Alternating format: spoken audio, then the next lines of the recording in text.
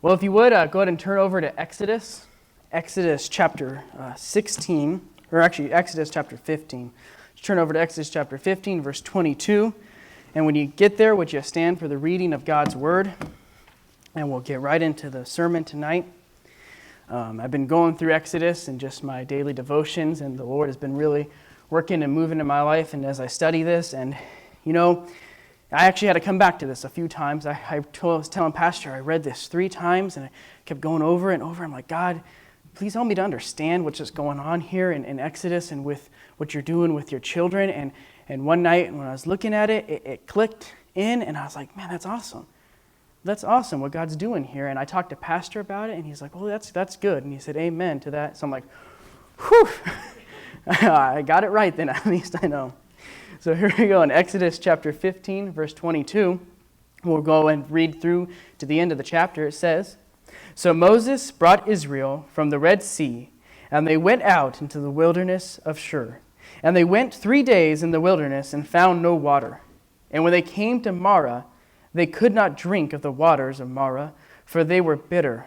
Therefore the name of it was called Marah. And the people murmured against Moses, saying, What shall we drink? And he cried unto the Lord, and the Lord showed him a tree, which when he had cast into the waters were made sweet. There he made for them a statute and an ordinance, and there he proved them, and said, If thou wilt diligently hearken to the voice of the Lord thy God, and wilt do that which is right in his sight, and wilt give ear to his commandments, and keep all his statutes, I will put none of these diseases upon thee, which I have brought upon the Egyptians. For I am the Lord that healeth thee. And they came to Eliam, where the 12 wells of water, and 70 palm trees, and they encamped there by the waters. You may be seated. So here we are in Exodus, where the children of Israel just got led out of Egypt. And God parted the Red Seas, and he let them across, and Moses led them across, and he collapsed the Red Seas back down upon the Egyptians and destroyed them.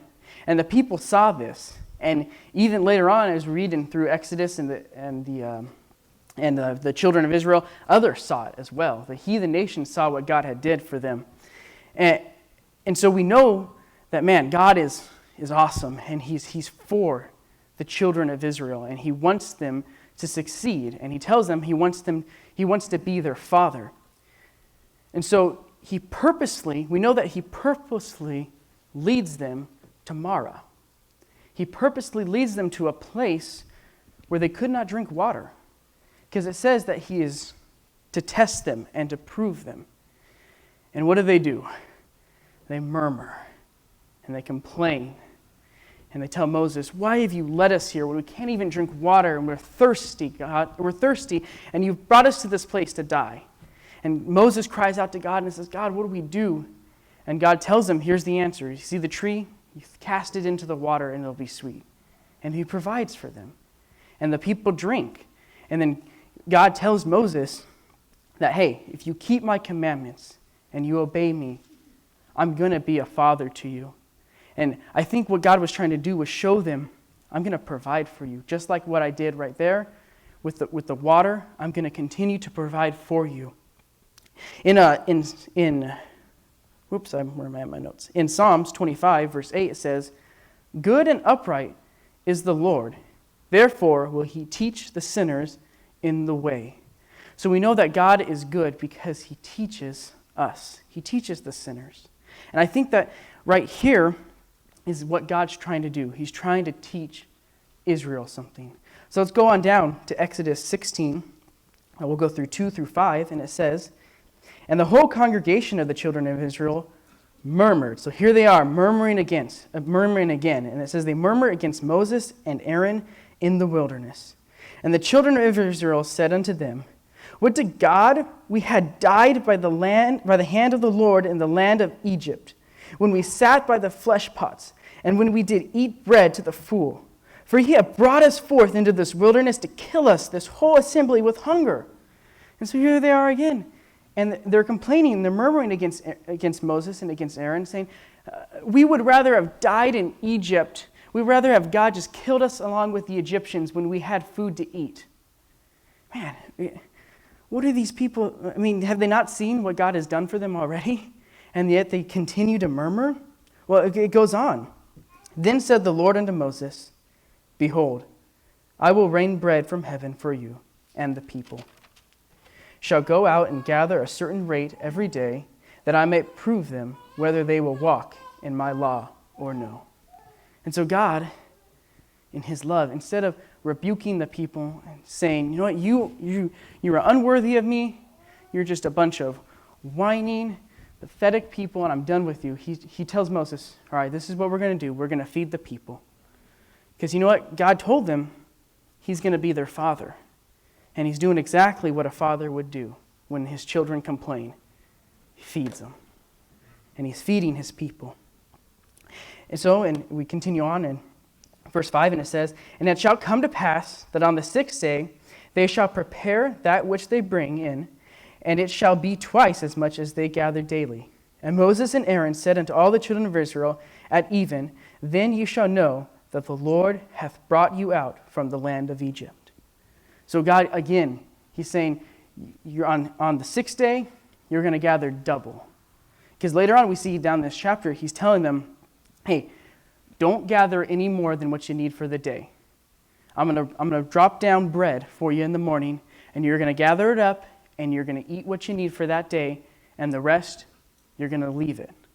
And you're just going to leave it alone, except for on the 6th day, because this is awesome, because God says, on the 6th day, I'm going to drop double what you need.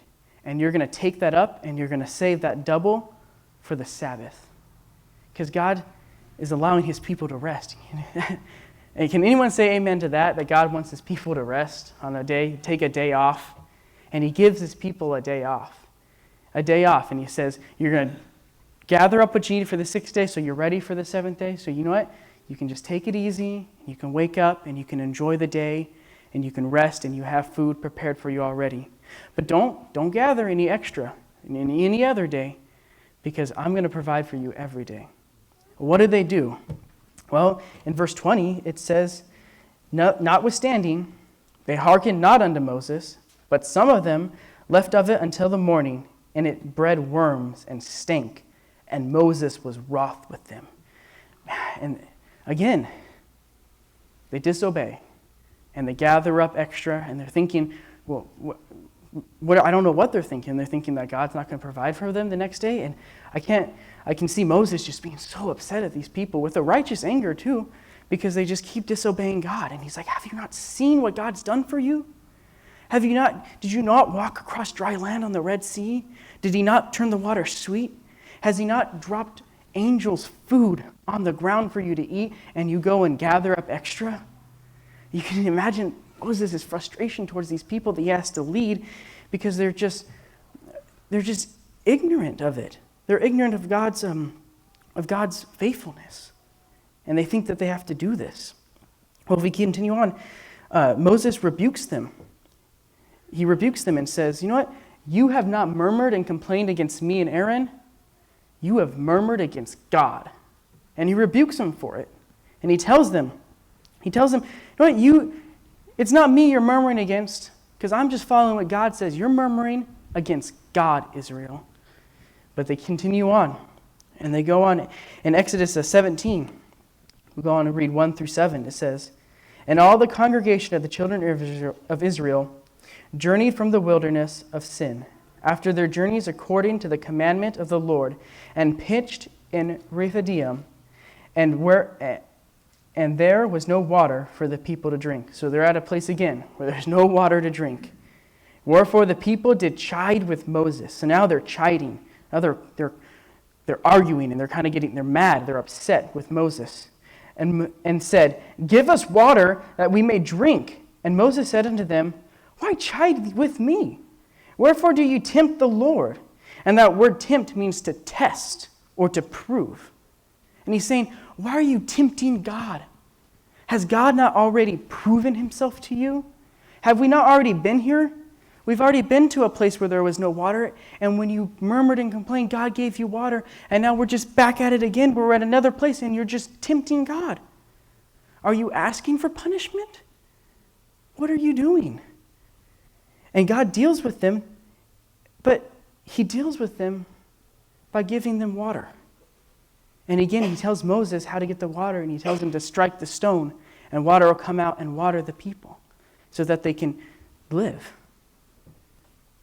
And God never really is upset and mad at them and chastises Moses. Moses is, and in a righteous way too, but he's being a father to them. And he loves his people, and he's being patient. God promised them something at the very beginning, and before he led them out, he said, I will be as a father to you, and you my children. I wonder, when you were younger, did you ever worry about if you were going to eat? Was that like on your mind as you're running around in the yard playing, you're thinking, man, I don't know if I'm going to be able to eat tomorrow. I better grab all the granola bars in the cabinet and hide them under my bed so I have food for tomorrow. No, right? If you had a good father and a good mother, you weren't scared about that. You knew that there was going to be food tomorrow, and so because you knew that, you just lived life, man. You just went with it. And you kept going. You were never scared of your clothes wearing out and you weren't going to be able to be properly dressed. You weren't afraid that, the cold might come one day and you're going to freeze. You weren't afraid of the sun being too hot. You had a place to go to cool off. You had a house. You weren't afraid of these things. These things didn't bother you, and so you didn't even think about them because you had a mother and a father who provided for you. And God is being that father to the children of Israel. And God is trying to teach them that I am your father. And I already told you that I'm going to provide for you all these things, so you don't have to worry about it. You don't have to be concerned with gathering up food. I dropped, when it wasn't there, I gave you angels food from heaven. And when there was no food, when there was no water, I had Moses strike the rock, and I made water come out of that rock. I'm going to provide for you. I am the God of this world, and I'm going to give to you what you need. And they responded by murmuring and complaining and tempting him. And because of that, they never got to go into the promised land, into that land that God promised to them. And I believe the reason why they were like this is because they were different from Moses. There was a difference between them and Moses. And I was looking at this, I'm like, well, what's the difference between them and Moses? Moses had his act together, right? And he sought after God, and he was following God, and he's like, all right, God, I'm going to do this for you, but I need you, God, because I can't do this by myself, but I know you have the power to do this. And Moses recognized that. He recognized that God had the power in this world, and that if he just got close to God, he was going to be taken care of, and God was going to do this for him. And he recognized that, but the children of Israel didn't. And so there's a difference there. And I was reading, I'm like, well, maybe it's because Moses met with God. There was a time when Moses was out there and he was a shepherd and he met with God and he heard God speak. But later on, God comes down and God tells Moses, hey, prepare the people. And he said, prepare them because I'm going to come down and I'm going to speak with them. And God comes down, and what do? They freak out and they say, no, we don't want this. No, stop, Moses, please. We're going to die if God speaks to us anymore. We can't take it. You go up and you talk to God, and we'll just stay down here and you tell us whatever he says. We believe you. We trust you, man, whatever. So what was it? What was the difference?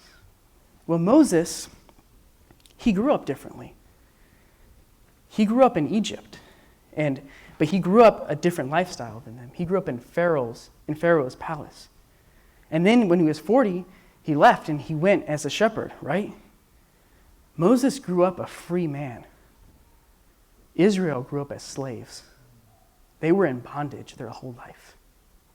And that's when it clicked. Moses was looking at God as his father.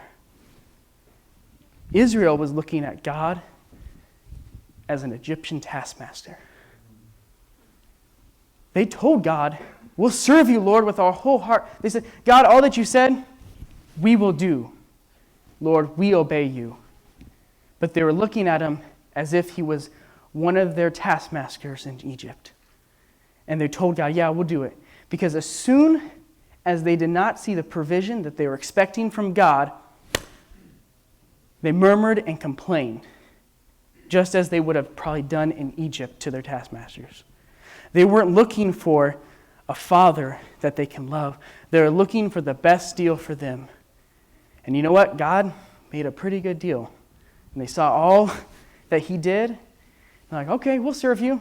We'll be slaves to you, and you take us. And God's like, no, I don't want you to be slaves. You're out of Egypt. You're out of bondage. I took you out so you can be my children. I just want you to love me. I just want you to pray for me. If you're ever hungry, just ask me. I want to be your father and provide for you. He led them to these places so that they could pray and ask God, God, please feed us, Father. God, please give us water to drink. God wasn't trying to force a new bondage over them. He was freeing them. But Israel wasn't looking like that. They weren't looking to God like that. They were like, okay, I guess this is life now. Now we serve God, and you're going to keep our bellies warm. And as long as you keep our bellies filled, we'll serve you. But as soon as God tested them, done. And they're like, no, we're done with you. As soon as they thought Moses had died, even Aaron helped them build the golden calf to worship. Like, all right, new God, someone else to help and provide for us. Because they had that slave mentality. They were still thinking of a people who were in bondage. They were still thinking that way. And God had freed them, though, and he had provided for them. He provided a cloud over them all day long. They had a pillar a day long protecting them from the sun. And at night, it became a flame of fire that kept them warm. And they saw that, and they couldn't think that, man, God is good. God's really treating us good. He's really treating us kind of like a father would. Man, I love God. God is so good. And that's all he wanted. He wanted them to be free. You know, God hates bondage and slavery. He hates it. Because even when a man is freed from slavery, from bondage, it still sticks with them. There's something about it that changes and alters his perception of life, and it warps his ability to relate with God, his relationship with God. And so God made Israel to wait. He said, no, you're not ready. You have to wander in the wilderness a little bit longer until that mentality dies off, and I raise up a new generation of free men who can freely choose to love me, who can freely choose to call me their father, just like Moses. You see, the devil, he loves slavery and bondage, and he loves getting you wrapped up into sin. And because sin it enslaves, and we were once enslaved to sin, but now we are free people. It says in Galatians 5:1, stand fast, therefore, in liberty, wherewith Christ hath made us free, and be not entangled again in the yoke of bondage. See, God hates it because it entangles and it holds down, and Satan loves it because it entangles and it holds down for him, and he can hold you there in it, and he can enslave your mind. But God has made us free. And when there is a free people, when men have freedom to choose what they want, you can see pretty clearly. And you know what? The next generation, they could see pretty clearly. And there was some who were still good, like Joshua. And I love Joshua. 80 years old, and he's like, man, it's time to go. It's time to go into the promised land. Give me that mountain, God. I want that mountain. There's big giants up there. Man, God, you'll take care of them. I want that mountain. And I love Joshua. Joshua's awesome because he said, you know what? I'm going to go do it. I choose to freely love God. And maybe he saw it. Because Joshua is never a part of that. He was always next to Moses. He's always hanging out with Moses from the very beginning. He wanted to be free and have freedom and freely serve God. You know what? Benjamin Franklin said this. He said, "Every man is of common right, and by the laws of God a free man, and entitled to the free enjoyment of liberty." God has created every single man to enjoy freedom and liberty. And He's given it to us to enjoy. And you know what? When God gives us something, it's like the devil just wants to take that away and move it and mess it up and distort it. And he wants to get in there. And he wants to change it to something else. And it warps your mind, our minds, and when we get into this bondage of being bound by sin and by Satan, and it changes us in how we see God. And I think that the devil, he likes that. He likes that because it changes of how we see God. When we get wrapped up in our own sin and we become a slave to sin again, it changes our relationship with God. It changes how we see God. And we can't worship God the same way that we used to when we were enjoying the freedoms that He gave us, and when we took the old man off and we put him off, and we put on the new man who is free in Christ. We can't worship the same way. And so when I see in the world today, when people, or politicians and government try to take away our freedoms, it kind of clicks something into me. It kind of makes me wonder, like Pastor says, what devil's behind him? Because God gave us freedom, and any man who wants to try to take that away, there's something not right behind that. Because God gave it to us. And you know what? It is our duty as the children of God to protect that right of freedom. It is. It is our obligation to protect the freedoms and liberty that God gave us. Because it says in the Bible, where the Spirit of God is, there is liberty. And you know what? Wherever God's children are, there should be liberty. Because they should know that, I should have the Spirit of God in me, and if the Spirit of God is in me, then I should be protecting and keeping safe this liberty that He gave to me. And I should be a light in this world. And men and the devil and the world are going to seek to destroy and to tear down that freedom and that liberty. Because they know that if people have the freedom, if God's people have the freedom to worship Him, then the devil's devil's mission is not going to be accomplished. And the devil's looking to destroy that because he just wants to interrupt God's purpose and God's plan, and he wants to tear that down. And it is our duty as men and women of God to protect freedom and to protect liberty. Benjamin Franklin, I like all his quotes. He's got some really good ones. He says, "Those who would give up essential liberty to purchase a little temporary safety deserve neither liberty nor safety." You know what? That's just like the children of Israel, who were willing to give up little freedom for comfort, for safety. They were willing. They said that it would be better for us to go back to Egypt, where we freely did enjoy lentils. Wait, freely? You were slaves.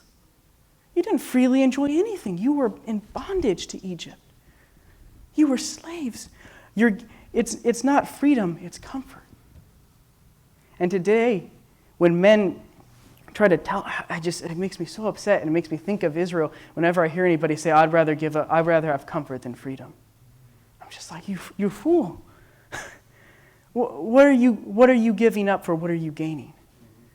You give up your life for a little food, for a little comfort. It is our duty to protect freedom. And how does Satan take liberty? How does he take it? He takes it the same way he takes anything from children of God. little by little, and as much as we are willing to give up. Because Satan can't take anything from us that we're not willing to give up. He has no power here. All power is given to God. All of it, in heaven and in earth. It's all God's. And Satan's only going to get what the children of God allow him to have. And so it is our sacred obligation to fight and protect for the freedoms and liberty that God has given to us. He's entrusted us with them. He tried to give them to the children of Israel. He tried to give it to them, but they didn't want it. And so said, you're going to have to wait until there's a next generation that can appreciate the freedoms that I give them. And then they can freely go and enjoy it. Again, Benjamin Franklin said, only a virtuous people are capable of freedom. As nations become more corrupt and vicious, they have more need of masters. We don't serve a master. We serve a father. And he's been so good to us. And he's provided for us. The clothes that we wear are from God. The food that we eat every day, it's from God. God provides everything we need. And yet, we murmur and we complain and we give up what he's given to us each and every day. We're able still to freely congregate here and worship the Lord. But will our children or the next generation, will they even know the name of Jesus? We should not take for granted so easily the freedoms that God has given to us. Ronald Reagan, I wish I wrote this one down, but he said that essentially freedom isn't just it's a right. It's a, what did he say? It's not passed down through the bloodline, but it's handed off from one generation to the next. And God has given this generation, he's given America freedom and liberty. And we're something that the world has never seen before. We're a nation who has been founded upon God. And because of that, we've been blessed, and we have liberty and freedom, but we only have it as long as the Spirit of the Lord is here. Because when we give up on God, we're handing over our freedom to the devil. I'm telling you, guard your freedom, your liberty. Don't get entangled with the mindset of a slave and thinking that, you know what, I'd rather have comfort and just have someone else take care of it. God's your heavenly Father, and he wants to take care of you. And he wants you to be able to freely worship him. But you know what? Freedom comes at a cost. And we're going to have to stand for it. And I'd rather stand right now behind a pulpit than have to have my son or my son's son go out and stand with a rifle and fight for it. So stand up. And don't allow Satan to bully you into thinking that, you know what, that you have to give in, that there's no hope. Because God is still king. Jesus is still king. So stand up and fight. Fight the good fight. It doesn't mean you go out and riot. That's not the right attitude at all. But you know what? You can still be Christ-like and have a righteous indignation for freedom. Right? You can still be Christ-like about it and stand up for truth. Stand up for truth where you can. Let's pray.